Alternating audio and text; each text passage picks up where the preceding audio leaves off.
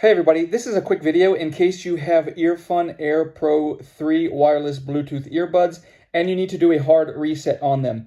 You might want to do this hard reset if the earbuds are not connecting to Bluetooth, or if they keep disconnecting, if they are not syncing, or if you're only getting sound out of the left ear or the right ear, or any kind of other issues where they're not working and you need to troubleshoot them. A hard reset is a good fix for a lot of these issues and quite easy to do. You will need to set them up again because everything will be restored to the default factory settings.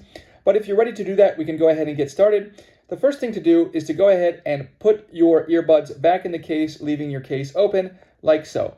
Once we do that, we're going to come in and we're going to press and hold this reset button in the middle for at least 5 seconds. And you'll know that it's been completed when the lights on both of the earbuds will flash purple. Once they've flashed purple, go ahead and go to whatever devices you have had this paired with in the past and have those devices forget these earbuds. Once you do that, you can take the earbuds out and then pair them again as if they were a new device.